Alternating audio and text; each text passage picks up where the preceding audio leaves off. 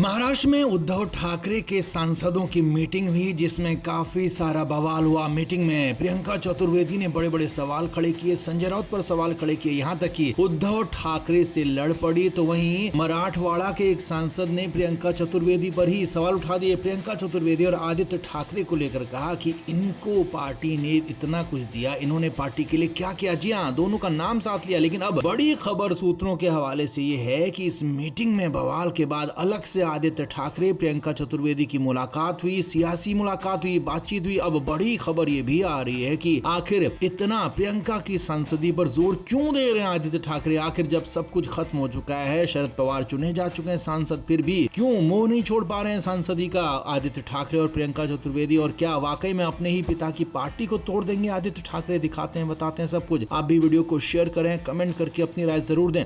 तो उद्धव ठाकरे ने जो सांसदों की मीटिंग बुलाई थी उसमें हमने आपको बताया कि किस तरह से बवाल हुआ, किस तरह से हंगामा हुआ। प्रियंका चतुर्वेदी ने सीधे सीधे सवाल उठाया कि संजय राउत ने आखिर शरद पवार की बात की ही क्यों, आखिर क्यों शरद पवार का नाम लेकर आए। और उसके बाद खासा बवाल हुआ। और यही नहीं, मराठवाड़ा के सांसद ने प्रियंका पर भी सवाल उठाया। अब ये तो बवाल रहा पार्टी के अंदर, लेकिन अब इसके बाद सूत्रों के हवाले से खबर है कि आदित्य ठाकरे और प्रियंका चतुर्वेदी की मुलाकात हुई और सियासी बात हुई कि आखिर अब आगे क्या किया जाए। खबरें तो यहाँ तक हैं कि प्रियंका चतुर्वेदी की सांसदी को लेकर आदित्य ठाकरे बेहद ज्यादा कीन थे, बहुत ज्यादा लगे हुए थे, लेकिन उन्हें वो नहीं मिल पाया। क्यों? संजय राउत ने यहाँ पर बीच में भांजी मार दी और एक तरीके से संजय राउत ने ये सीट राज्यसभा वाली शरद पवार को गिफ्ट कर दी। अब खबरें ये हैं कि आदित्य ठाकरे वैसे भी बहुत ज्यादा नाराज हैं। पार्टी की जो मीटिंग हुई थी उसमें भी वो चुपचाप बैठे रहे, किसी की बातों का, किसी के आरोपों का कोई जवाब नहीं दिया, क्योंकि कई सांसदों ने आदित्य ठाकरे पर भी आरोप लगाया था। लेकिन उसके बाद भी आदित्य ठाकरे ने मीटिंग में कोई जवाब नहीं दिया, चुपचाप कोने में बैठे रहे। लेकिन अब खबरें आ रही हैं कि ये नाराजगी कहीं कुछ बड़ा विवाद बया, कुछ सुनामी ना ला दे पार्टी के अंदर। क्योंकि अगर एकनाथ शिंदे ने जिस तरह से पार्टी तोड़ी, उसी तरीके से आदित्य ठाकरे कोई कदम उठाते हैं, पार्टी को अलग लेकर जाते हैं, तो ये एक तरीके से उद्धव ठाकरे के लिए न सिर्फ सियासी तौर पर बल्कि इमोशनल भी बहुत बड़ा झटका हो सकता है। क्योंकि वो आदित्य ठाकरे के पिता हैं और उनका ही बेटा अगर पार्टी से अलग होता है, पार्टी के सांसदों को अलग करता है और पार्टी के अपने बड़े लीडर्स को साथ लेकर अलग हो जाता है, तो फिर मुश्किलें बढ़ सकती हैं आदित्य ठाकरे के लिए। तो इसीलिए खबर यही है कि मुलाकात हुई है प्रियंका चतुर्वेदी आदित्य ठाकरे की, सियासी बातचीत हुई है, प्रियंका चतुर्वेदी के भविष्य को लेकर बातचीत हुई है। क्योंकि अब वो अप्रैल के बाद सांसद नहीं रहेंगी, तो उनके लिए क्या किया जा सकता है, क्या उनका इस्तेमाल हो सकता है पार्टी में, कहां पर उनको एकोमोडेट किया जा सकता है, हो सकता है ये भी बातें हुई हैं। और ये भी बातें हुई हों कि क्या अगर किसी और पार्टी के साथ मिलकर प्रियंका चतुर्वेदी को सांसदी मिल सकती है, और नहीं तो विधान परिषद में अगर कुछ संभावना बन सकती है तो वहां उनके लिए संभावना बनाने की बात भी हुई है। लेकिन हाँ, ये कंफर्म आपको बता रहे हैं कि यहाँ मीटिंग हुई है, मुलाकात हुई है, बातचीत हुई है और प्रियंका चतुर्वेदी को हर हाल में पार्टी में एकोमोडेट करना चाहते हैं। क्योंकि प्रियंका वैसे भी पहले कांग्रेस में रही हैं, कांग्रेस छोड़कर वो यहाँ आई थी, तो उनको एक तरीके से पार्टी के साथ बनाए रखना चाहते हैं आदित्य ठाकरे। क्योंकि वो मानते हैं कि प्रियंका चतुर्वेदी नेशनल फेस है और दिल्ली दरबार में पार्टी के यानी कि यूबीटी की बातों को पुरजोर तरीके से रखती है। तो आप इस पर क्या कहेंगे? क्या वाकई में उद्धव ठाकरे के बेटे ही पार्टी को तोड़ देंगे या फिर वो मामला कुछ और है, माजरा कुछ और है? आप क्या मानते हैं? कमेंट करके आप भी जरूर बताएं और वीडियो को शेयर भी करें।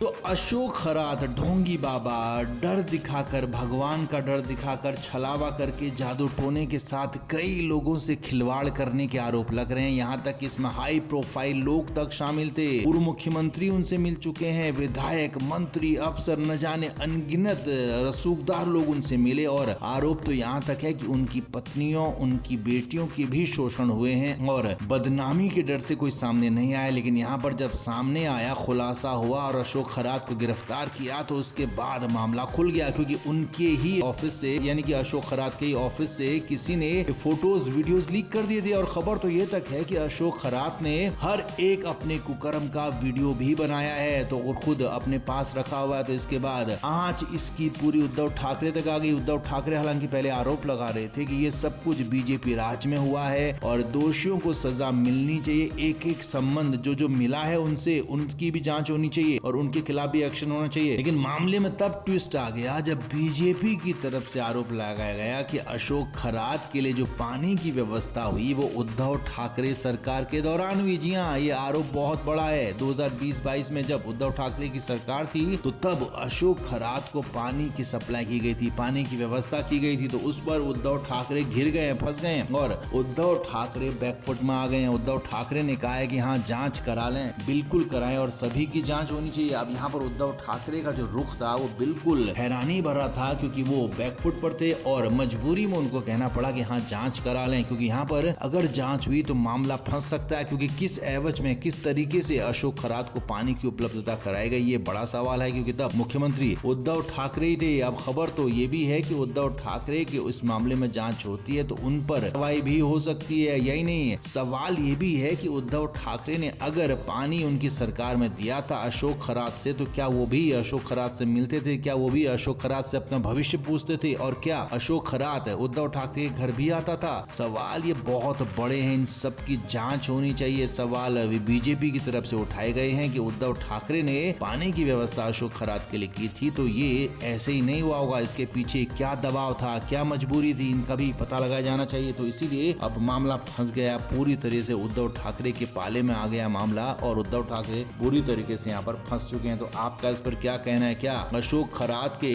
नेताओं, अफसरों, मंत्रियों, विधायकों के साथ जो संबंध थे उसके खुलासे होने चाहिए कि नहीं होने चाहिए? और क्या इन सारे मामलों की जांच एक बड़े लेवल से होनी चाहिए कि नहीं होनी चाहिए? इस पर भी आप कमेंट बॉक्स में अपनी राय जरूर दें और वीडियो को शेयर भी करें।